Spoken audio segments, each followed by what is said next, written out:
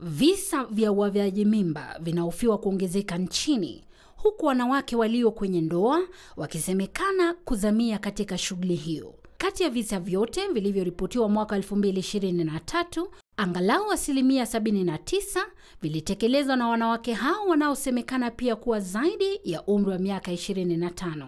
For the most part, patients were a bit older.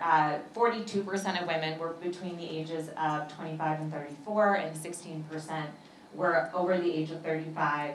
Most women were married, about 79%. What this means is that there's the pressures of society around women and families wanting fewer children. Hali kadhalika, kati ya visa vipatao milioni 2 vya mimba vilivyoripotiwa mwaka huo, zaidi ya milioni 1 vinasemekana kuwa vya mimba ambazo hazikupangiwa. In general, overall, utafiti huo uliofanywa kati ya mwezi Aprili mwaka 2023 na Mei 2024 unaonyesha kwamba visa hivyo vimeshamiri katika maeneo ya kati na Nairobi, ikifuatwa na Nyanza na magharibi mwa nchi, na vile vile eneo la mashariki na pwani na kaskazini magharibi. These abortions are mainly driven, as is always known, is mainly driven by unintended pregnancies.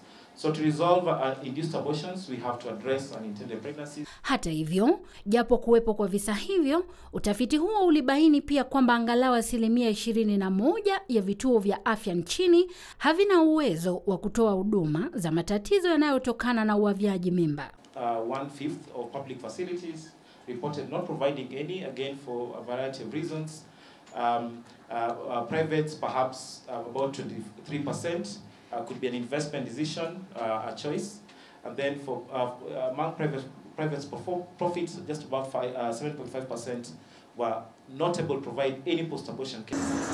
Mapendekezo yao sasa ni kwamba ipo haja ya serikali kuhamasisha jamii kuhusu mbinu za kisasa za upangaji uzazi kama njia ya kukabiliana na mimba zisizopangwa ambazo mara nyingi huchangia visa vya uavyaji mimba. Gloria Milimu, KTN.